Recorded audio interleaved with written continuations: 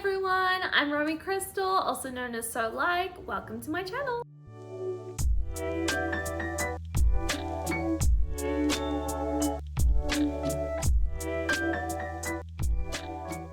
I'm a self-taught sewer. I've been sewing for about 8 years now, and I decided to venture into pattern making, which brings us to today. This is my first ever pattern. I've worked so hard on it. It's called the Day Shift, on sale on Etsy, which I will link below.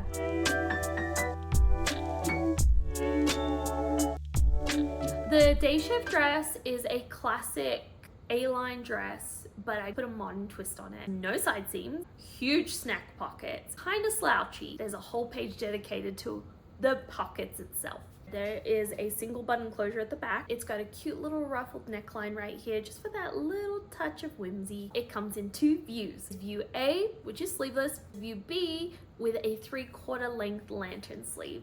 The Day Shift dress was tested by over 30 testers for a month-long period. They were amazing. They picked up every little thing that needed to be fixed. I want to share with you these amazing testers. Look at them.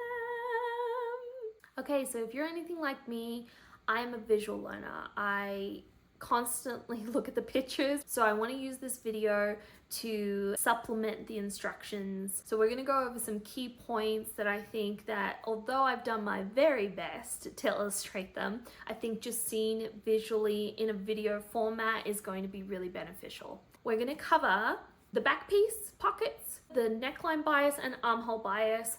I've done it two different ways. I promise they are not difficult. You'll be able to see that through this video. We will also go through just putting the dress together. It's not too hard, I promise. And we'll finish off with hemming it and putting the button in. So today I'm going to be making view A, which is the sleeveless version, so that I can fully demonstrate the bias binding. Okay, without further ado, let's get started.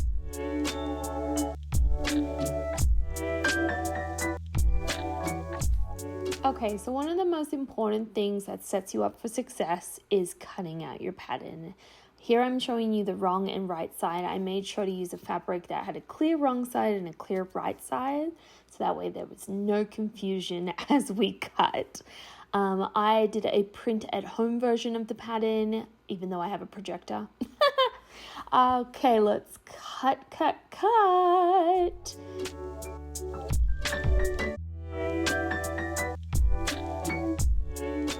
Part that I tend to forget to do is mark my notches.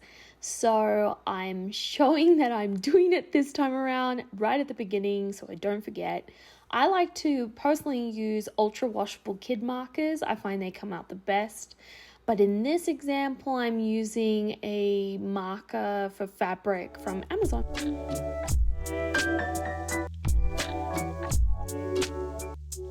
Okay, let's get started on the back piece. You're going to take the straight edge of each of those two pieces and you're going to pin them. We are going to sew them down the center. You're going to go from the notch down to the hem. Once you've done that, you want to press that seam open all the way past the notch, and you're going to continue pressing that at the same seam allowance all the way to the neck. Then you are going to grab the one side that you've pressed and put the raw edge under, and then you're going to do that to the other side so that you encase the raw edges. You're going to do that all the way to the top past the notch. Once you've done that, you're going to sew down or edge stitch down both of those ends. Here you can see I've done one already, and then I'm preparing to do the next one. And don't forget to backstitch.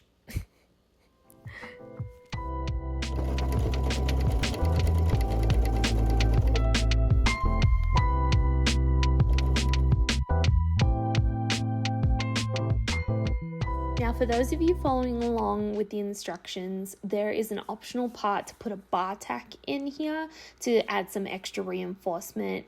I love using a bar tack in the same color as my fabric. That way you don't even notice it.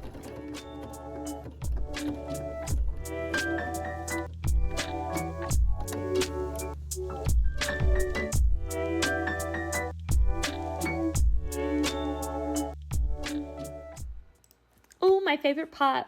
It's pocket time. I love pockets, and I don't know if it's just the mum in me, but I need big pockets.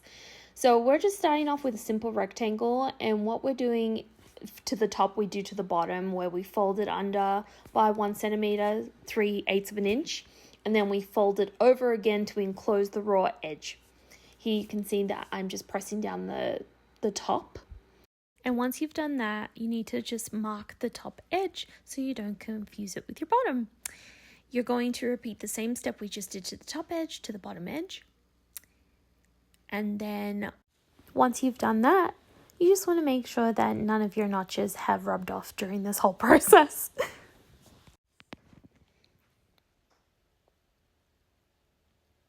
Okay, the next part is actually attaching the pockets to the side piece. There are only notches on the bottom of the pocket, and that edge is going to match up to the notches on the side pieces. You will have 2 notches on one side, 1 notch on the other, and the side with the 2 notches, it will be where we folded it in before. So be sure to not confuse those. It does look like complete straight edges on each side, but they actually have a slight curve. So if your pocket is upside down, it will be extra slouchy, and we don't want that. Okay, now we're just going to straighten up the pocket since we pinned it at the bottom where the notches met. And then you're just going to try to get that as flat as possible and then pin it to the sides.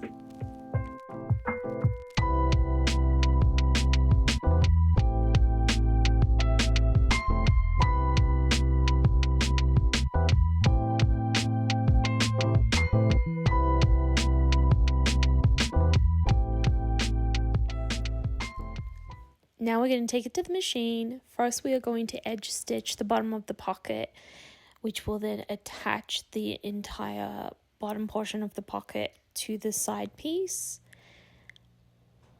And then we need to baste the sides so that it doesn't slip around when it comes time to attach the side pieces to the bodice pieces.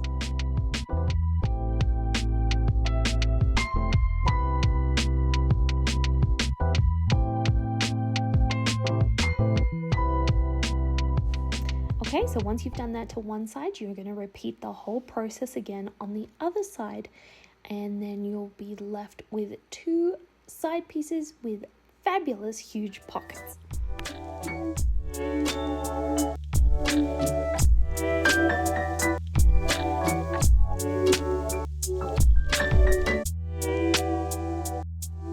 Okay, this is where the fun part starts. This is where the dress actually starts coming together. So first we're going to grab the back piece that we did in step 1, and we are going to attach that to one of the side pieces that we just did in pockets.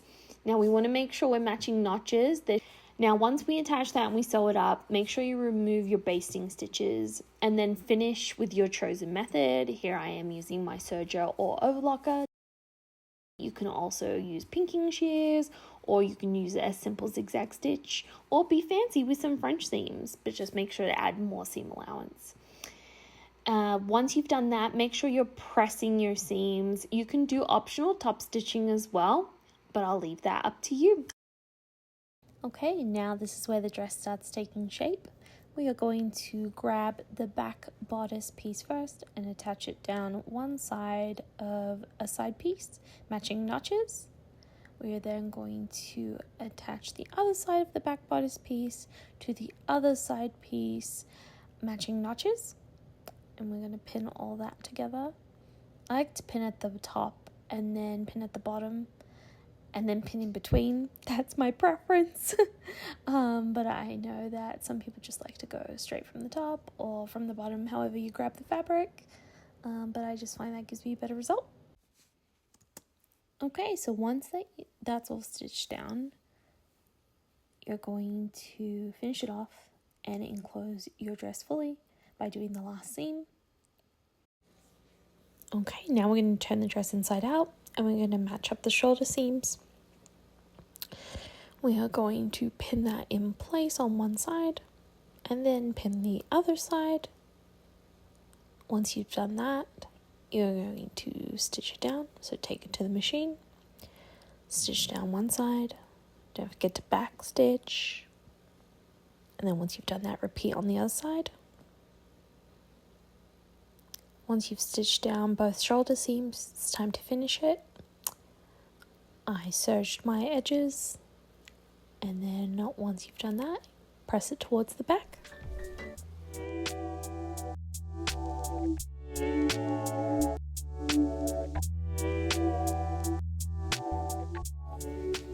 Okay, now we're going to do the front bodice. Here I am doing a second basting stitch, and that way I'll be able to gather the neckline.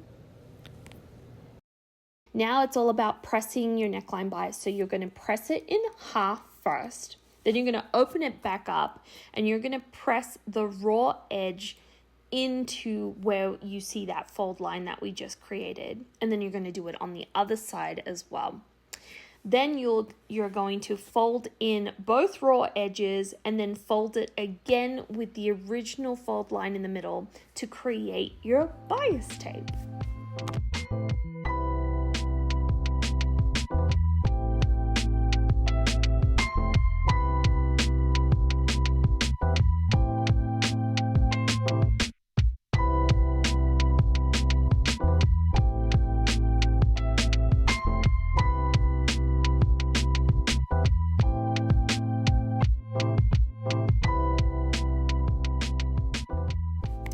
Okie dokie, so this is where my bias method varies a little bit. I like to put my dress inside out so that my wrong side is facing outwards, and I like to pin my right side of my bias to the wrong side of the dress. Make sure that you match up the notches. You're going to have 2 notches for the shoulder seam, and then you're going to have 2 notches that match the seam where the side piece and the front meet together. So you can see me doing that here.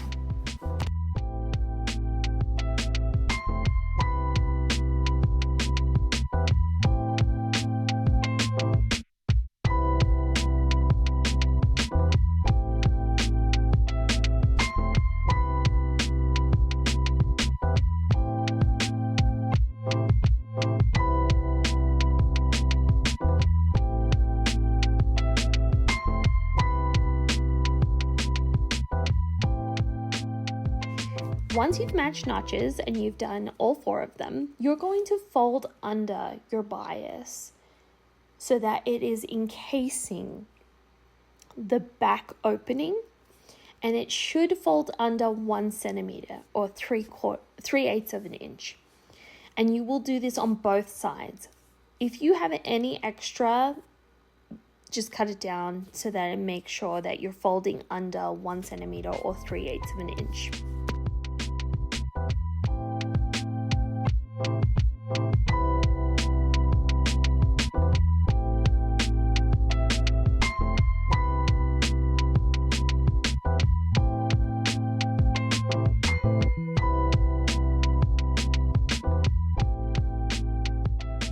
The last part with the neckline now is to gather that front part so that it matches the length of the bias between those notches.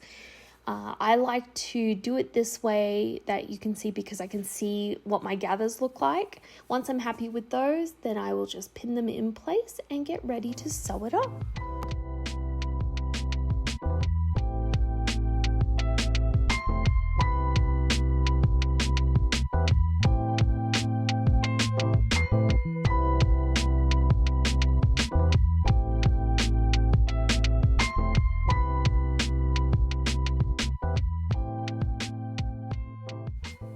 Okay, so once everything is pinned in place, head to the machine and you're going to sew all the way around, making sure to catch the bottom that we had folded under on both sides near the back opening. You're going to sew that at 1 centimeter or 3/8 of an inch. And once you've done that, just make sure you remember to pull out your basting stitches in the front that we did earlier.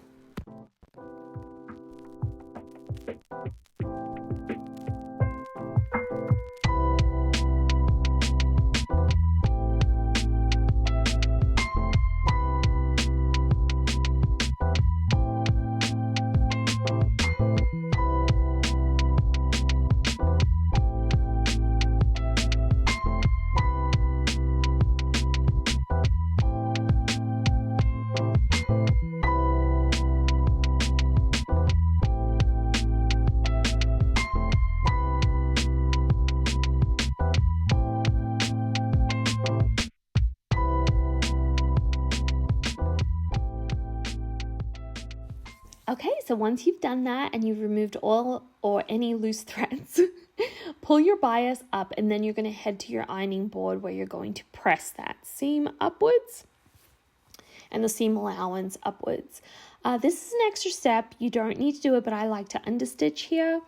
I find that it gives a better finish, and it also keeps the fabric from moving around, which is nice.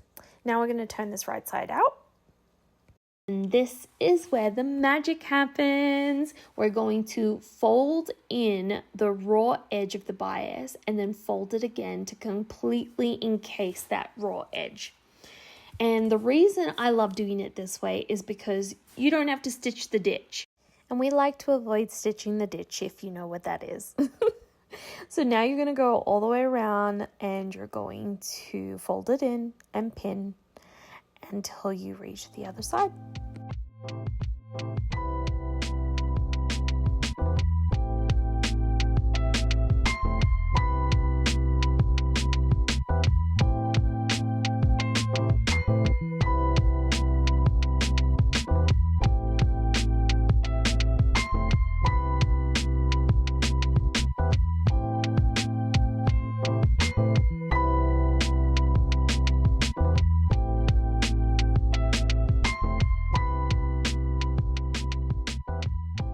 Now, if you're inserting your elastic cording, you're going to need the button that you're going to use here because you want to measure the elastic cording around that button to make sure you've got enough there.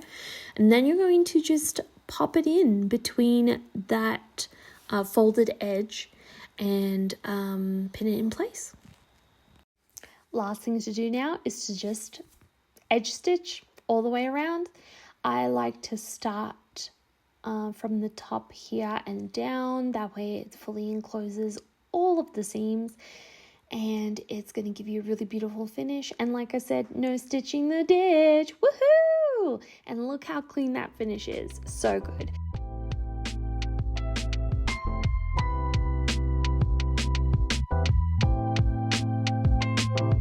Now my elastic was a little thick on this one, so it took a little bit to kind of get over that, but if you are struggling with any of that, I would recommend basting the elastic in place first and then stitching over it.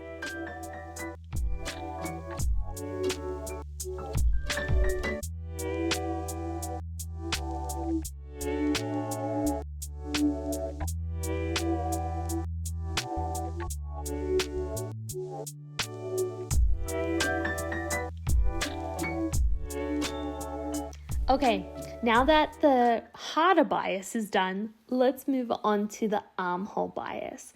Now, armhole bias is going to be different from the neckline because you're not going to see it. It's actually going to disappear into the dress.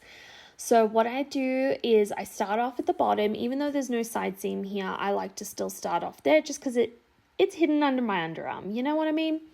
So I'm just going to pin it all the way around, and then I'm going to overlap it. And then I'm going to mark that overlap so that I can sew it down and cut it to size. So you're going to see me do that right here.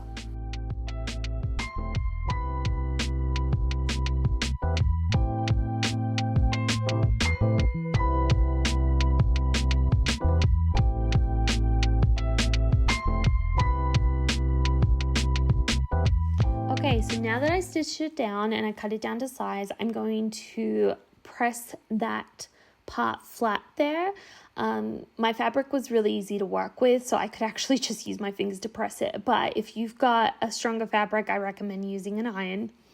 And then you're just going to pin that into place, and you can see that the armhole bias now completely fits the armhole. You're going to sew all the way around with a 1 centimeter seam allowance or 3/8 of an inch. And then once you've done that, you're going to press your seam allowance and your bias upwards, and then you're going to cut into your seam allowance without cutting into the stitching that we just did. Once you've done that, then you're going to edge stitch all the way around.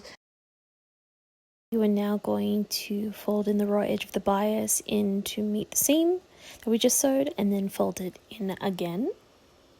And then you're going to edge stitch that in place. And look how beautiful that is. You won't be able to see that bias from the outside. It is nicely hidden and encased inside the dress.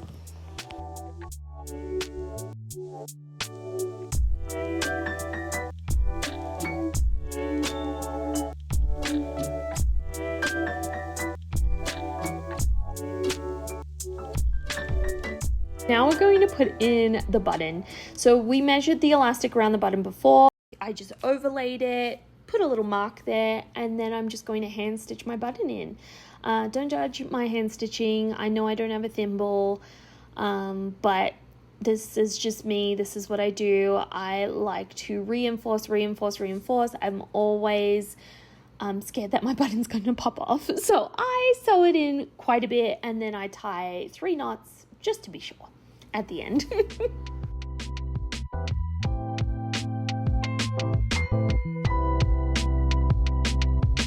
And last but not least, it is time to hem. Now the pattern calls for a 5/8 of an inch hem, which is 1.6 centimeters, and you fold it over twice. Now if you're worried about length, you can do a much smaller hem. It's not going to change anything except the length. It will still sit perfectly. But look how beautiful that hem looks.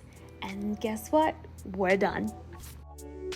Congratulations, you've reached the end of sewing up your day shift dress in view A. I hope you thoroughly enjoyed it. If you haven't already purchased the pattern, I'm going to link the Etsy listing below. Be sure to check it out and like and subscribe. Thank you. Bye.